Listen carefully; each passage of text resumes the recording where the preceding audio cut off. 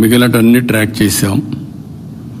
చేసిన తర్వాత ఉండే ఎక్యురసీలో ఇంకా పర్ఫెక్షన్ రావాలి, దానికోసం ప్రయత్నం చేస్తున్నాం.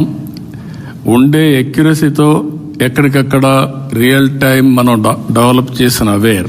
ఒక ఎగ్జాంపుల్ మాత్రం రెయిన్ఫాల్ అవర్లీ, ఏ రెయిన్ గేజెస్లో ఎంత రెయిన్ పడిందో చూసుకొని అక్కడి నుంచి ఫ్లడ్ మేనేజ్మెంట్ మొదలుపెట్టాం. రిజర్వాయర్స్ కానీ, విలేజెస్ కానీ, చెరువులు కానీ, మొత్తం వాటర్ బాడీస్ అన్నీ తీసుకొని చేశాం. ఇప్పటి వరకు మీరు చూస్తే ఒక ఇద్దరు చనిపోయారు, ఒకరిద్దరు వేరే కారణాల వల్ల దీంట్లో రికార్డ్ అయ్యారు. ఏదైనా కూడా అతిపెద్ద తుఫాన్ వీలైనంత మందిని కాపాడగలిగాం, ఒక సాటిస్ఫాక్షన్. ఇంకొక పక్కన మీరు ఒకసారి చూస్తే ఆస్తి నష్టం కూడా, ఎప్పుడైతే హెవీ రెయిన్ పడినప్పుడు ముందుగానే ఇది చేశాం, అక్కడి నుంచి వీలైనంత వరకు కాపాడాం. మామూలుగా కాకినాడ దగ్గర క్రాస్ అవుతుందంటే అందరం కాకినాడ దగ్గరనే వాచ్ చేస్తాం. ఈసారి కాకినాడ దగ్గర క్రాస్ అయినా రెయిన్ ఎక్కడెక్కడ పడుతుంది, ఎట్లా ట్రావెల్ అవుతుంది, క్లౌడ్స్ ఏ విధంగా వస్తాయి, అవన్నీ అనలైజ్ చేసుకొని హైయెస్ట్ రెయిన్ఫాల్ కావల్లో పడింది.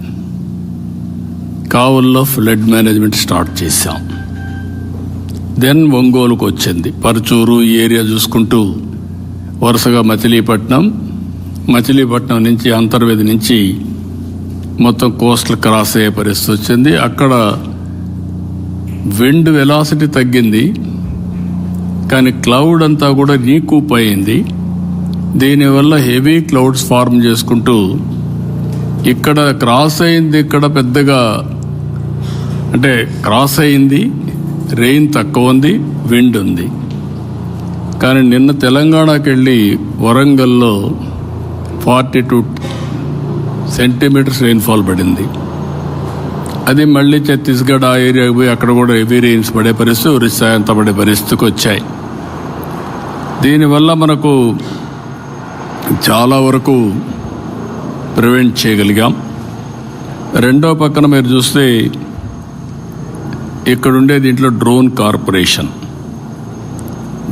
కార్పొరేషన్ ద్వారా డ్రోన్స్ పంపించాం. వాగులో పర్చూరులో ఒక అతనైతే షేక్ మున్నా అనే వ్యక్తి కొట్టుకొని పోతా ఉంటే డ్రోన్తో ఐడెంటిఫై చేసి అతను కాపాడుకోగలిగాం. ఒక ప్రార్థనా మందిరం చుట్టూరు వరద నీళ్ళు వస్తే ఐడెంటిఫై చేసి ఒక 15 మందిని మనం కాపాడగలిగాం. అదే మరి ఎక్కడికక్కడ వాటర్ వచ్చినప్పుడు ముందుగానే జాగ్రత్తలు తీసుకొని మేము వచ్చిన ఇన్ఫర్మేషన్ అంతా కూడా మీకు పంపిస్తే మీరు చాలా సమర్థవంతంగా యాక్ట్ చేశారు. నేను చాలా సైక్లోన్లు చూశాను, కానీ ఫస్ట్ టైం నా జీవితంలో యంత్రాంగం టెక్నాలజీ ఇంటిగ్రేట్ అయ్యి లాస్ట్ మైల్లో సమర్థవంతంగా మనం హ్యాండిల్ చేయగలిగాం. ఒక గ్రామంలో ఉండే వ్యక్తికి టెక్నాలజీ కానీ లేకపోతే తుఫాను కానీ ఎట్లా వస్తుంది, ఎప్పుడు వస్తుంది తెలియని పరిస్థితి నుంచి మన లాస్ట్ మైల్లో ఉండే మన ప్రభుత్వ ఉద్యోగి వీళ్ళంతా కూడా పర్ఫెక్ట్గా దీన్ని హ్యాండిల్ చేసే పరిస్థితికి వచ్చారు.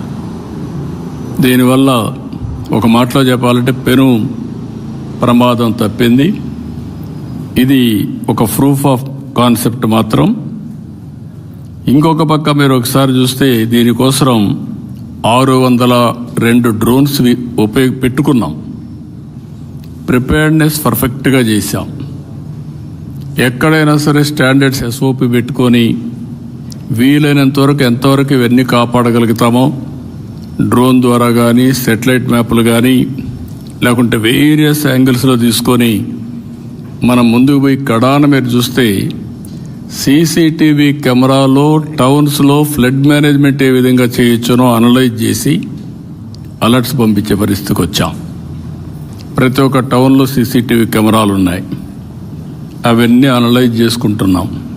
అనలైజ్ చేసుకొని మన వాళ్ళు ఫ్లడ్ మేనేజ్మెంట్ చేశారా లేదా, ముందస్తు జాగ్రత్తగా మనం చేసిన పని అన్ని డ్రైన్స్ అన్ని క్లీన్ చేయించాం. అర్బన్ ఏరియాలో కానీ రూరల్ ఏరియాలో కానీ వీలైనంత వరకు చేయించాం. దానివల్ల వచ్చిన వాటర్